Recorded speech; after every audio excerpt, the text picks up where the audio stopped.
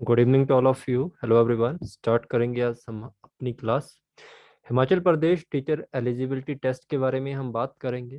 पहला mock test है, important 25 question में आप लोगों के साथ डेली डिस्कस करूंगा।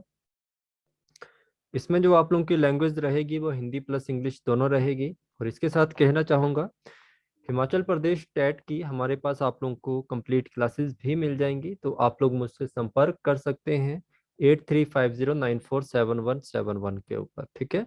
अगर आप लोग हिमाचल प्रदेश टेट आर्ट्स की तैयारी कर रहे हैं, आर्ट्स के साथ साथ अगर आप लोग नॉन मेडिकल की तैयारी कर रहे हैं, तो नॉन मेडिकल में मैं आप लोगों को जीके प्लस मैथ की ही क्लासेस दिलवा पाऊंगा, और इसके साथ आप लोगों को फिजिक्स और केमिस्ट्री की नहीं मिल पाएंगी। ठीक है। कोर्स की जो फीस रहेगी वो टोटल 500 रुपीज रहेगी, और अगर आप लोगों को टेस्ट सीरीज चाहिए तो 150 रुपीज में आप लोगों को लगभग 15 टेस्ट में प्रोवाइड करवा दूंगा। ठीक है। हिंदी और इंग्लिश दोनों भाषा में मिल जाएंगे। पहला क्वेश्चन आप लोगों का है, the breeding of fish in specially constructed tank and pond is known as. देखिए यहाँ पे बात की गई है, जो आप लोगों के विशेष निर्मित निर्मित जो आप लोगों के तालाब होते हैं और जो आप लोग टैंक बनाते हैं, उनके बीच में जो ब्रीडिंग आप लोगों की होती है या मछलियों का जो प्रजनन होता है, उसे क्या कहा जाता है। तो हमें इस बात से काफी अवगत है, तो इसे कहा जाता है मत्स्य पालन, जो आप लोगों का फिशी कल्चर कहलाता है। तो राइट आंसर आप लोगों का 3 रहेगा। फर्स्ट का ऑप्शन राइट, थर्ड है। नेक्स्ट क्वेश्चन, पाकुल डल हाइड्रो इलेक्ट्रॉनिक पावर प्रोजेक्ट जो आप लोगों का है, ये कहाँ पे स्थित है। चार ऑप्शन आप लोगों के सामने हैं, उत्तराखंड, जम्मू कश्मीर, झारखंड और कर्नाटका। तो इसमें से ऑप्शन राइट क्या रहेगा। देखो, ये वाला जो आप लोगों का हाइड्रो इलेक्ट्रिक पावर प्रोजेक्ट है, ये काफी चर्चा में रहा था, तो इस बार हो सकता है क्वेश्चन आ जाए आप लोगों को। तो ये जम्मू कश्मीर में ही आप लोगों का संबंध रखता है, और जम्मू कश्मीर में ही आप लोगों का इसका राइट आंसर रहेगा। Which among the following is not a plantation crop. निम्नलिखित में से कौन सा एक वृक्षारोपण फसल नहीं है। वृक्षारोपण फसल का मतलब होता है कि हम एक प्लांट लगा देते हैं और वो हमारा प्लांट कई आगे सालों तक चला रहता है। तो देखिए, आप लोगों ने देखा होगा टी के, आप लोगों ने गार्डन देखे होंगे, कॉफी के देखे होंगे, और रबड़, ये सारे प्लांट के अंतर्गत आते हैं। बट सो हमारा जो बीट होता है, जो हमारा गेहूं रहता है, ये प्लांट के अंतर्गत आप लोगों का नहीं आता है। इसकी हम खेती करते हैं और 3 महीने के बाद, इसकी फसल के बाद इसको काट लिया जाता है। हेडक्वार्टर ऑफ नाटो इज, तो आप लोगों ने मुझे क्या बताना है, आप लोगों ने मुझे इसकी फुल फॉर्म कमेंट बॉक्स में अपडेट करनी है कि नाटो की फुल फॉर्म क्या होती है। तो इसका हेडक्वार्टर कहाँ पे है, न्यूयॉर्क, लंदन, ब्रुसेल्स या आप लोगों का पेरिस। तो जल्दी से इसका आंसर आप लोगों ने याद रखना है। तो इसका याद रखिए कि नाटो जो आप लोगों का है, इसकी जो जिसका जो मुख्यालय है वो ब्रुसेल्स में है। ठीक है, Brussels right answer. Next question, how many language have been mentioned in the 8th schedule of the Indian constitution. जो आप लोगों का इंडियन कॉन्स्टिट्यूशन है, उसकी जो 8वीं अनुसूची है, उसमें कितनी भाषाओं का उल्लेख किया है। अभी हमने कुछ ही दिन पहले इसके बारे में बात की थी कि जो हमारा भारतीय संविधान है, उसमें लगभग आप लोगों को मैंने 8th कॉन्स्टिट्यूशन जब पढ़ाया था, 8th शेड्यूल जब पढ़ाया था, तो मैंने आप लोगों को कहा था कि इसमें कितनी भाषाएं हैं, 22 भाषाएं। ठीक है। तो टोटल आप लोगों की 22 भाषाएं। तो आप लोगों ने मुझे ये बताना है कि भारत का जो संविधान है, इसमें टोटल कितने आर्टिकल हैं और अनुसूचियां इसमें कितनी हैं। ठीक है जी। Next question, which one of the following is not a part of the preamble of the Indian constitution. Bharat का जो संविधान है, इसकी जो प्रस्तावना है, उसमें से इनमें से कौन सा उसका हिस्सा नहीं है। समाजवाद, लोकतांत्रिक, धर्मनिरपेक्षता और आप लोगों का संघवाद। तो जल्दी से आप लोग इसका आंसर दीजिए। ठीक है। तो आप लोगों ने पढ़ा होगा जो प्रियम्बल ऑफ इंडियन कॉन्स्टिट्यूशन है, जिसमें स्टार्टिंग की लाइन है, हम भारत के लोग। ठीक है, वो आप लोगों ने पूरा पढ़ा होगा। एनसीईआरटी अगर आप लोग खोलते हो कभी, तो उसके पहले ही पन्ने पे ये लिखा होता है।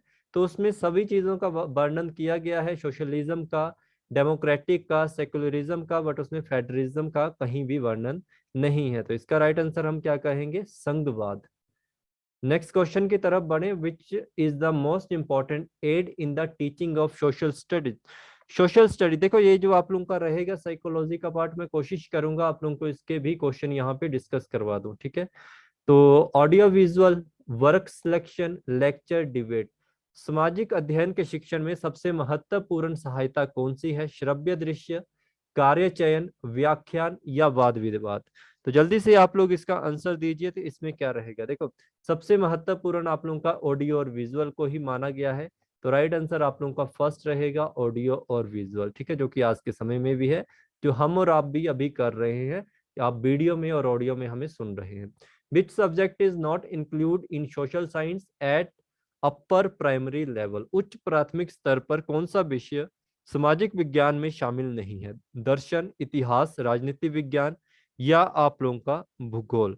तो आप लोगों ने देखा होगा जो आप लोगों का उच्च प्राथमिक स्तर है, इसमें इतिहास, राजनीति विज्ञान और भूगोल हम लोगों ने पढ़ा है, बट कभी हम लोगों ने फिलोसफी और दर्शन को कभी नहीं हमने पढ़ा है। Who was the permanent president of constitutional assembly.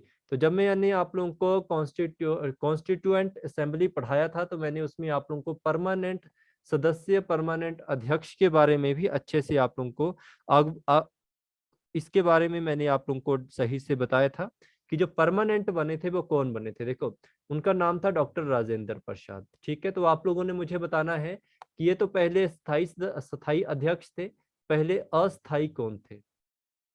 अस्थाई अध्यक्ष का आप लोगों ने मुझे नाम बताना है, ठीक है। इसके ऊपर मात्रा नहीं आती है, ये गलत लिखा मैंने, तो ये याद रखना, ये ऐसे लिखा जाता है अस्थाई, ठीक है जी। नेक्स्ट क्वेश्चन है, in the absence of the president who has to perform presidential function. राष्ट्रपति की अनुपस्थिति में राष्ट्रपति के कार्यों को किसको करना होता है? तो कौन करता है राष्ट्रपति के कार्य?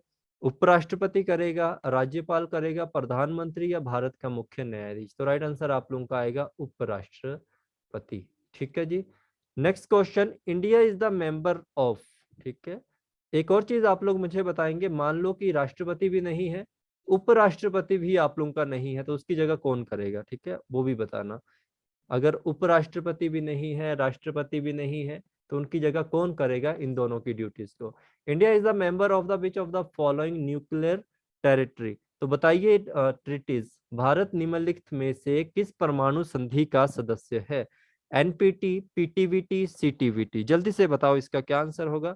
तो याद रखना आप लोगों ने, जो भारत है इनमें से मेंबर है पीटीवीटी का, तो आप लोगों ने मुझे इसकी फुल फॉर्म बतानी है, पीटीवीटी की फुल फॉर्म क्या होती है, ठीक है। नेक्स्ट क्वेश्चन है, Indian soldier have been awarded UN medal recently for their peace keeping work in, कहाँ पे? भारतीय सैनिकों को हाल ही में उनके शांति रख रखाव कार्यों के लिए अनमेडल से सम्मानित किया गया है। तो कहाँ पे इनको सम्मानित किया है? तो याद रखना आप लोगों ने, जो सूडान है हमारा, सूडान में इस चीज को काफी प्रोत्साहन दिया जाता है कि आप शांति रख रखाव के लिए कार्य कीजिए। सूडान की हाल ही में एक मीटिंग भी आप लोगों की हुई थी, चलो वो आप लोगों को नहीं पूछी जाएगी, बट फिर भी आप लोग इसका नाम याद रखना, दक्षिणी सूडान, ठीक है, दक्षिणी सूडान।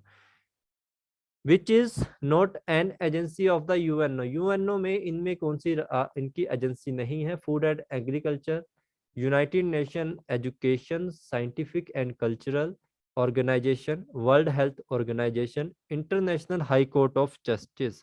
तो आप लोग इसमें समझ गए होंगे, जब मैंने आप लोगों को यूनाइटेड नेशन ऑर्गेनाइजेशन पढ़ाया था, तो मैंने आप लोगों को ये तीनों चीजें बताई थी, बट मैंने इंटरनेशनल कोर्ट ऑफ जस्टिस के बारे में अलग से पढ़ाया था कि ये कहाँ पे है।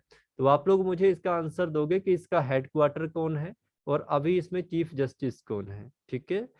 नेक्स्ट क्वेश्चन है, विच फर्टिलाइजर इज नोन एज किसान खाद। इनमें से कौन सा फर्टिलाइजर जो आप लोगों का है जिसे किसान खाद के नाम से जाना जाता है? तो ये आप लोग समझ चुके होंगे, किसान खाद के ऊपर काफी है। ये है आप लोगों का कैल्शियम एल्युमिनियम नाइट्रेट, ठीक है। ये नीचे वाला थोड़ा गलत हो गया, तो आप लोगों ने याद रखना है, राइट आंसर इसमें फर्स्ट आएगा, ठीक है। क्या आएगा आप लोगों का राइट आंसर? फर्स्ट आएगा।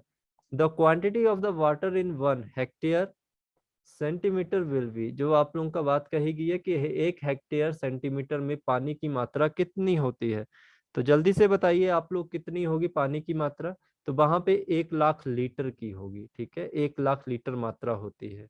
Next question, banana is propagated. Banana जो आप लोगों का है, केले का प्रचार किया जाता है किस चीज के लिए? तो आप लोग जानते हैं, तने से, ठीक है, तने से ही इसको हम कर सकते हैं। Next is, which fertiliser is highly hygroscopic. इनमें से कौन सा उर्वरक अत्यधिक हाइग्रोस्कोपिक है। तो कौन सा है आप लोगों का इनमें से हाइग्रोस्कोपिक, जल्दी से बताइए। तो याद रखना आप लोगों ने कैल्शियम एमोनियम नाइट्रेट, ठीक है, कैल्शियम एमोनियम नाइट्रेट इसका राइट आंसर है। Which is the suitable stage of green manure crop of, या for incorporation in the field, खेत में शामिल करने के लिए हरी घास हरी खाद की फसल का उपयुक्त चरण कौन सा होता है। तो ये हमारी बेसिक सी चीजें, हम लोग इसको काम में लगाते भी हैं।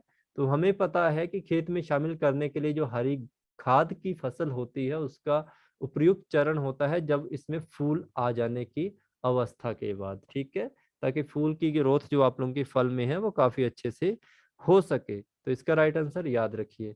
नेक्स्ट क्वेश्चन है, in fruit juice sugar concentration is measure by, फलों में रस की जो शर्करा होती है इसको हम किसके द्वारा, या इसकी मात्रा को किसके द्वारा हम मेजर करते हैं। तो किसके द्वारा इसको मेजर किया जाता है, तो ये आप लोगों को पता है, रिफैक्ट्रोमीटर के द्वारा। Right answer is refractometer. The main role of the pectin in jelly making, जो आप लोगों की जेली मेकिंग होती है इसे बनाने में पैक्टिन की मुख्य भूमिका है। तो पैक्टिन इसमें क्या कार्य करता है या उसका क्या कार्य रहता है। तो याद रखना आप लोगों ने, फलों में जो आप लोगों का रस होता है उसको जमाने का जो कार्य होता है आप लोगों का, वो पैक्टिन का रहता है जेली के अंतर्गत, ठीक है। Which pigment is responsible for red colour of tomato, tomato के लाल कलर के लिए कौन सा वर्णक जिम्मेवार होता है। तो इनमें से कौन सा वर्णन आप लोगों का जिम्मेवार रहेगा। तो याद रखना lycopene, lycopene is the right answer, ये इंपॉर्टेंट है। लेमन फ्रूट जो आप लोगों का है इसकी बात कही गई है, lemon fruit is a rich source of, जो आप लोगों का लेमन फ्रूट होता है ये किस चीज का रिच रिच सोर्स होता है। तो सिट्रिक अम्ल जो आप लोगों का होता है, या साइट्रिक एसिड जो आप लोगों का होगा वो राइट आंसर होगा। Where is the central Agmark laboratory situated, जो आप लोगों का केंद्रीय एगमार्क प्रयोगशाला है ये आप लोगों के कहाँ पे स्थित है।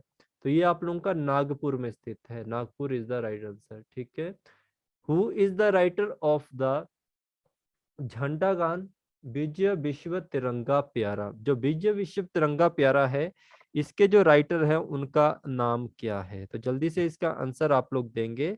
तो आप लोगों ने सुना ही होगा श्यामलाल गुप्ता प्रसाद, श्यामलाल गुप्ता प्रसाद इसका राइट आंसर रहेगा। Next question, 2 year to 6 year of age is called, 6 वर्ष से 2 वर्ष से 6 वर्ष की जो आयु होती है उसे हम क्या कहते हैं। तो वो हमारी कहलाती है बाल्य अवस्था, जिसे हम चाइल्डहुड कहते हैं। राइट आंसर इज बाल्य अवस्था। तो ये याद रखेंगे आप लोग। क्वेश्चन देखिए, आप लोगों को कोर्स चाहिए तो आप लोग मुझे व्हाट्सएप कर सकते हैं, बिल्कुल इस टाइम सबसे कम कॉस्ट पे मैं आप लोगों को कंप्लीट कोर्स दे रहा हूँ, स्पेशली फॉर टेट आर्ट्स और टेट नॉन मेडिकल में बच्चे आप लोगों को सिर्फ केमिस्ट्री और फिजिक्स नहीं मिलेगा, मैथ आप लोगों को मिल जाएगा। मेडिकल वालों का तो कुछ हो नहीं पाएगा, उनको जीके का पोर्शन मिल जाएगा, तो आप लोग ध्यान से इसमें आ सकते हैं, ठीक है जी। साइकोलॉजी वगैरह आप लोगों को मिल जाएगी, ये कंप्लीट होगी, ठीक है जी। Thank you so much, have a nice day to all of you.